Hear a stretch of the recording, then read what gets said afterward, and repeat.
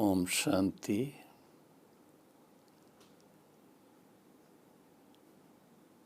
परम पिता, परम शिक्षक, परम सतगुरु, निराकार ज्योति स्वरूप शिव परमात्मा की अति प्रिय संतानों,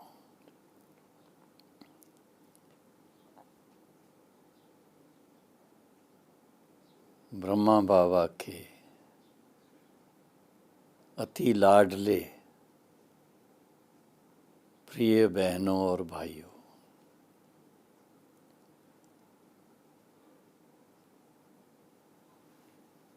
ईश्वरी ज्ञान मिलना बहुत ही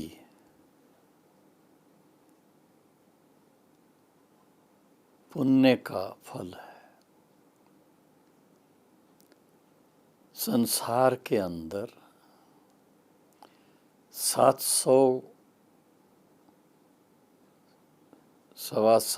करोड़ आत्माएं हैं और 750 करोड़ में से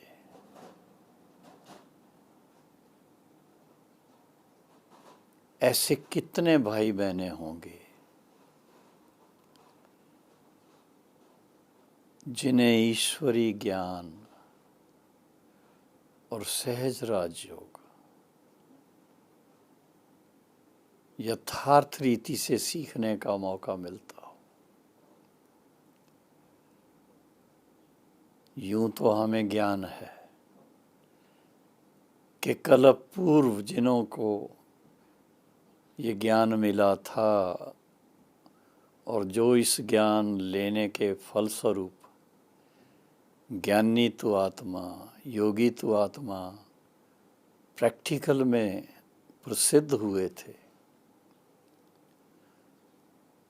वो फिर से ये ज्ञान को प्राप्त करेंगे। ब्रह्मा बाबा के पास जब मिलने जाते थे, पहली बार जब जाते थे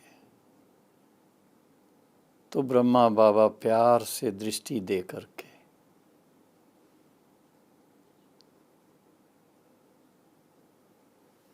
बच्चों का स्वागत करते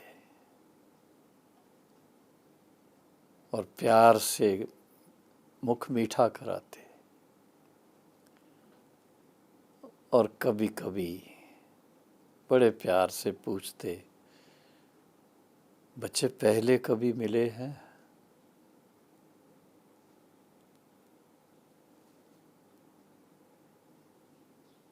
जिनको ज्ञान अच्छी तरह से ख्याल में रहता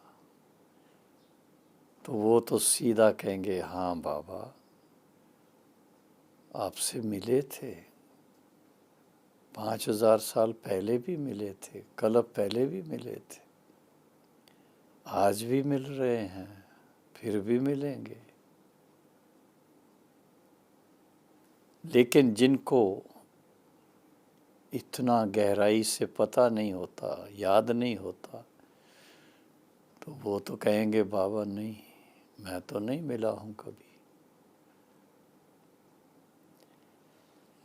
इसलिए वहाँ माउंट आबू का जो स्पिरिचुअल म्यूजियम बना हुआ है, वहाँ पर एक सृष्टि चक्र के नज़दीक लिखत लिखी हुई है कि आप इस स्थान पर इसी समय आज से 5000 वर्ष पहले भी आए थे, आज भी आए हैं, 5000 वर्ष के बाद फिर भी आएंगे। पर ये किसको ख्याल में आएगा? जिन्होंने आत्म ज्ञान लिया हो, जो इस स्मृति में होंगे कि हम आत्मा हैं।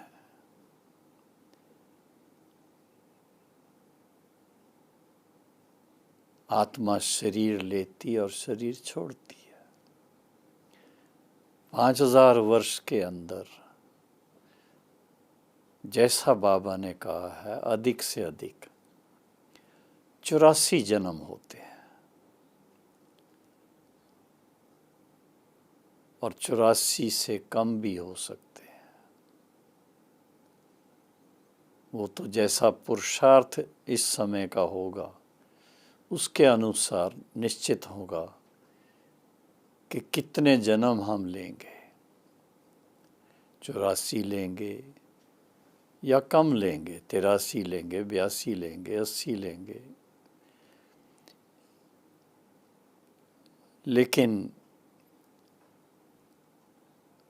जब ईश्वरी ज्ञान मिलता है तो समझ में आता है कि दुनिया के अंदर भिन्न भिन्न प्रकार का ज्ञान है। साइंस का ज्ञान है, मैथमेटिक्स का ज्ञान है, हिस्ट्री ज्योग्राफी का ज्ञान है, सोशल स्टडीज़ का ज्ञान है और कई प्रकार के, डॉक्टर का ज्ञान है। हर एक फील्ड का ज्ञान प्राप्त करने के लिए स्टडी करनी पड़ती है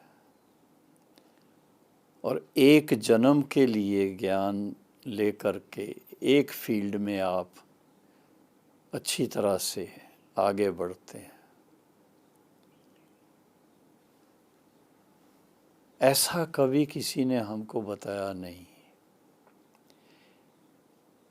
कि एक ऐसा भी ज्ञान है जिसके अध्ययन से, जिसके धारणा से, जिसको अच्छी तरह से समझने से और प्रैक्टिकल में अपने जीवन में उतारने से मनुष्य 21 जन्म के लिए देवता बन सकता है। और ये हमें इस समय कलयुग के अंत, सतयुग के आदि के बीच में, ये जो पुरुषोत्तम संगम युग है, इस पुरुषोत्तम संगम युग के समय स्वयं विश्व कल्याणकारी, विश्व हितकारी, जानी जाननहार पिता, परम पिता परमात्मा शिव स्वयं इस धरा पर अवतरित होते हैं और अवतरित होकर के जब हमें ये ईश्वरी ज्ञान से परिचित करवाते हैं, जिसके अंदर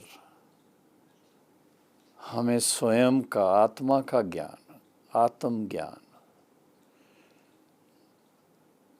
परमात्मा स्वयं का ज्ञान देते हैं, परमात्म ज्ञान, और इसके साथ में इस बेहद सृष्टि का वर्ल्ड ड्रामा जो है, इस ड्रामा का ज्ञान देते हैं। और इस ड्रामा के ज्ञान के अंदर कैसे 700 750 करोड़ आत्माओं का अपना अपना पार्ट है।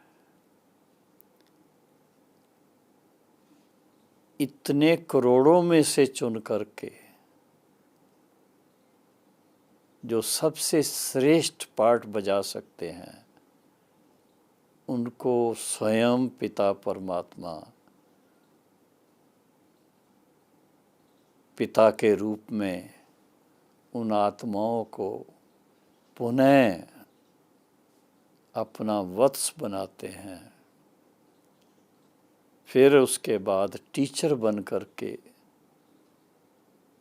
सुप्रीम टीचर बन करके ईश्वरीय ज्ञान, इस बेहद सृष्टि चक्र का ज्ञान, इसके आदि मध्य अंत का ज्ञान,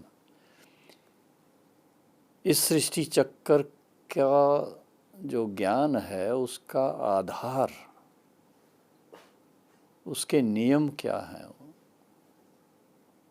असूल क्या हैं, प्रिंसिपल्स क्या हैं, और फिर इसके साथ में कर्म और अकर्म, विकर्म, श्रेष्ठ कर्म, उसका ज्ञान दे करके ऐसा कर्म करना सिखाते हैं कि जिस कर्म का बीज बोने से मनुष्य देवता बन जाए, और वो भी एक जन्म नहीं, 21 जन्म के लिए। तो ये विशेष बात है कि जब ये ज्ञान मिलता है तो साथ में ये भी पता चलता है कि परमात्मा को इस धरा पर आए हुए 84 साल हो गए, और इस पुरुषोत्तम संगम युग का जो समय है, लगभग बाबा ने कहा है वो भी 100 वर्ष का कहा जाता। थोड़े समय के अंदर आप सोचिए, हम आत्माओं को फिर से स्वयं को एनलाइटन करना है, उस एनलाइटनमेंट के आधार से अपने कर्मों में श्रेष्ठता लानी है, और श्रेष्ठ कर्मों के आधार से हम अपना भविष्य का पद जो है उसको निश्चित कर सकते हैं। इसके साथ साथ सहज राजयोग का जो ज्ञान है, उस राजयोग के बल से 63 जन्म, द्वापर और कलयुग के 63 जन्म, उसका जो कोई रहा सहा हिसाब किताब होगा उसको भस्म करना है, और सहज राजयोग के बल से मन पर जीत पानी है। ऐसे नहीं कहते मन जीत तो जगत जीत, नहीं। शिव बाबा आकर के वो योग सिखाते हैं जिसका नाम ही है राजयोग। राजयोग का अर्थ है जो बुद्धि का योग है। बुद्धि सर्व कर्म इंद्रियों में राजा है, और बुद्धि का योग परमात्मा के साथ, जिसके फलस्वरूप आत्मा अपने कर्मों में श्रेष्ठता ला सकती। इसका फल हम आत्माओं को शिव बाबा बड़े प्यार से, बड़े फख्र से संबोधित करते हुए कहते हैं, बच्चे, अगर आप श्रीमत पर चलेंगे, कल पहले की तरह अब भी श्रीमत पर चलेंगे, तो आप विजय माला के दाने बन सकेंगे। अब सोचिए, विजय माला के दाने बनना अर्थात वो आत्माएं जो पूर्णतया माया जीत बनती हैं, और जो माया जीत बनती हैं वही जगत जीत बन सकती हैं। तो शिव बाबा के और ब्रह्मा बाबा के साथ जो माला के मनके बनते हैं वो माया जीत होते हैं। ऐसा श्रेष्ठ पुरुषार्थ, ऐसा श्रेष्ठ ज्ञान दुनिया के अंदर नहीं मिलता है। भक्ति मार्ग का ज्ञान बहुत है, और भक्ति मार्ग में थोड़ी थोड़ी इच्छाएं पूरी करने के लिए भिन्न भिन्न पद्धति की प्रैक्टिसेस होती है।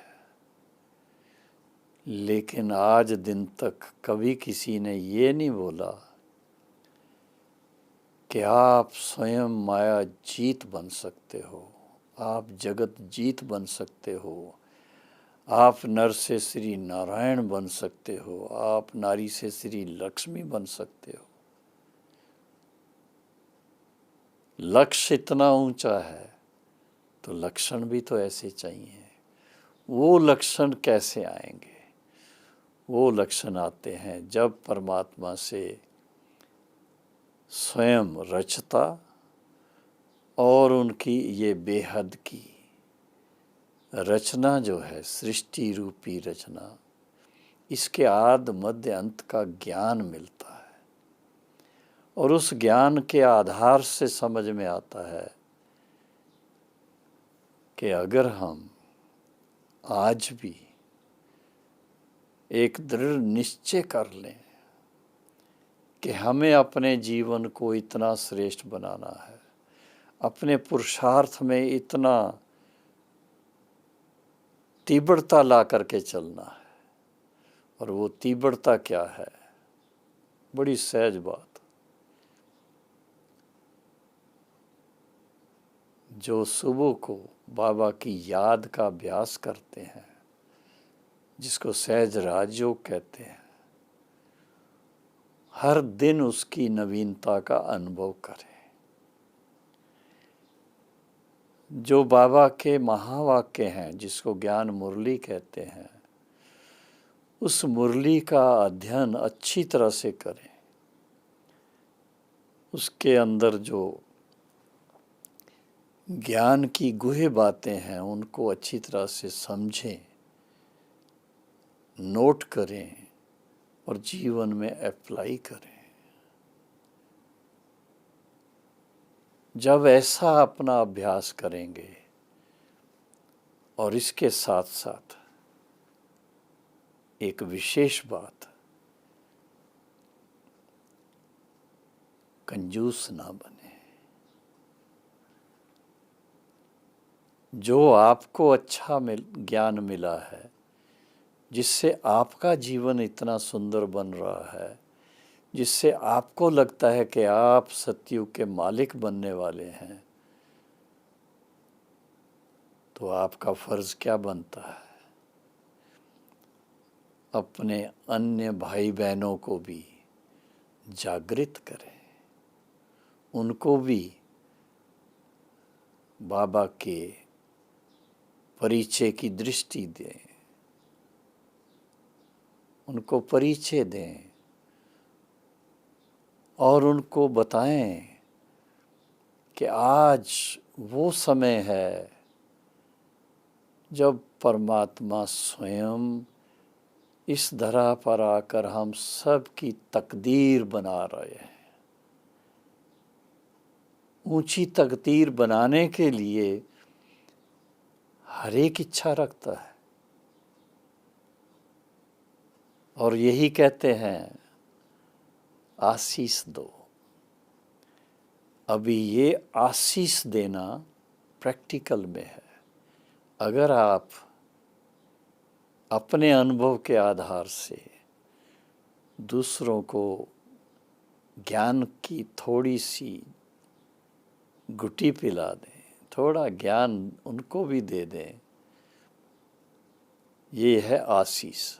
और इसके साथ में अगर उनको बाबा का स्टूडेंट बना दें, बाबा का वारिस बना दें,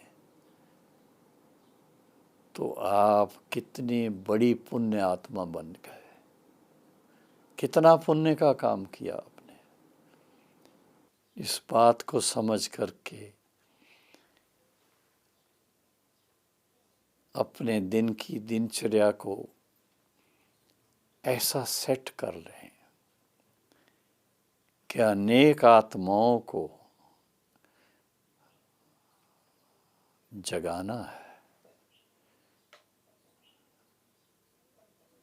ब्रह्मा बाबा ने हम बच्चों को तो इस तरह से शुरू में ट्रेनिंग दी कि बच्चे पहले सवेरे अपना ईश्वरी याद का अभ्यास और उसके बाद ज्ञान की मुरली सुनो। उसके बाद चाहे बगीचे में जाओ, चाहे मंदिर में जाओ, चाहे गुरुद्वारे में जाओ, कहीं भी जहाँ पर भक्त लोग आपको मिलेंगे और भक्तों को मेरा ज्ञान दो जाकर। जो भक्त भक्ति कर रहे हैं, भक्ति का फल ज्ञान है। उनको ज्ञान मिलेगा, उनकी आंखें खुल जाएंगी, तीसरा नेत्र खुल जाएगा और उसके फलस्वरूप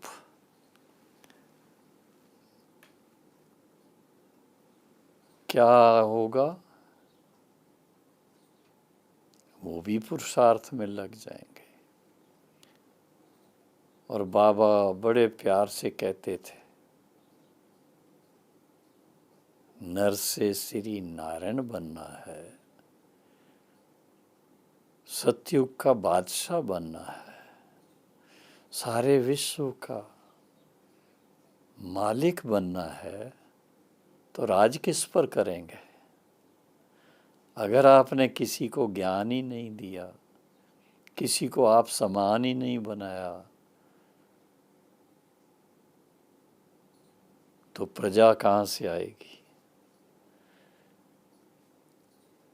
कितनी गहराई है इस बात में। दूसरों का कल्याण भी हो जाए और आपका पद भी ऊंचा हो जाए। तो बाबा के महावाक्यों को यथार्थ रीति अगर मुरली से समझते जाएं, चाहे थोड़ा समय ही ज्ञान में हुआ हो, लेकिन तीव्र पुरुषार्थ कर सकते हैं।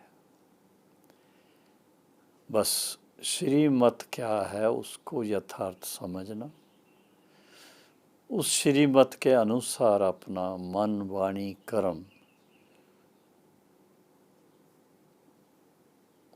उसका ध्यान रखना और प्रैक्टिकल लाइफ में ईश्वरी ज्ञान को अप्लाई करना,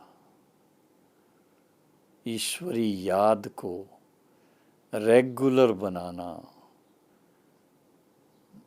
बल्कि ऐसा मानो हर कदम पर बाबा को अपना साथी बनाना। अगर बाबा को अपना साथी बना करके चलेंगे तो बाबा आपको हमेशा उठती कला के अनुभव में रखेगा।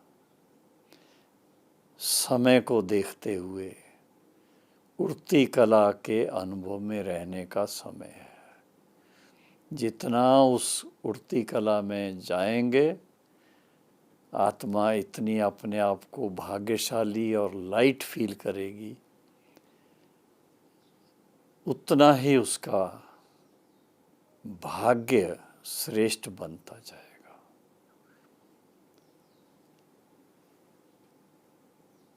इसलिए तीव्र पुरुषार्थ करने का सहज तरीका है जो बाबा ने बहुत सिंपल तरीके से बताया है। बच्चे सवेरे उठते बाबा से गुड मॉर्निंग करो, बाबा से दृष्टि लो, बाबा से रूहान करो, बाबा से वो आत्मिक शक्ति भरो जिससे पुराना हिसाब किताब चुकता हो जाए। उसको हम कहते हैं अमृत वेले का योग। वो कभी मिस ना हो। और इसके साथ में अपने कर्मों को श्रेष्ठ बनाने के लिए बाबा की श्रीमत कदम कदम पर मिलती है, और वो मिलती है हर रोज़ बाबा के महावाक्यों से, जिसको हम कहते हैं मुरली। मुरली रेगुलर सुनना, पढ़ना, उस पर मनन करना, उसको नोट करना, तीव्र पुरुषार्थी का ये काम है। कभी मेडिटेशन सुबह की मिस ना करें और कभी मुरली मिस ना करें। ये दो बातें अगर सवेरे सवेरे आपने करी, उससे आपका मानसिक स्वरूप क्या बन जाएगा, मानसिक स्थिति क्या बन जाएगी, बहुत ऊंचाई में रहेगी, ऊंचाई की सोचेगी, ऊंचाई से बोलेगी। तो सारा दिन ईश्वरी याद और मुरली के आधार से आपका सफल होगा। और रात को सोने से पहले बाबा की याद में बैठकर फिर सोचें सारा दिन कैसा रहा। ऐसे जब आप अपने चार्ट को देखेंगे, नोट करेंगे, बाबा को अर्पित करेंगे, तो ऐसी दिनचर्या जो सहज राजयोगी बिताएगा, उसकी बहुत उन्नति होगी और वास्तव में तीव्र पुरुषार्थ का ये आधार होगा। तो तीव्र पुरुषार्थ करने के लिए सबसे सहज बात यही है कि जो पद्धति, जो तरीका ब्रह्मा बाबा के द्वारा शिव बाबा ने आज से सिखाया, जो आज दिन तक वही चल रहा है, उसको अच्छी तरह से जानकर, समझकर अपनाना, उस अनुसार अपने जीवन को ढालना, तो अवश्य आपका भविष्य इतना ऊंचा बन जाएगा। इसको हम कहेंगे तीव्र पुरुषार्थी।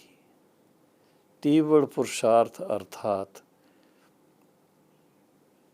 एक तो एक रस अवस्था रखना, दूसरा कभी डगमग नहीं होना, तीसरा श्रीमत को अच्छी तरह से समझकर उसके अनुकूल अपना संकल्प, बोल, दृष्टि, वृत्ति, कर्म उसके अनुकूल करना।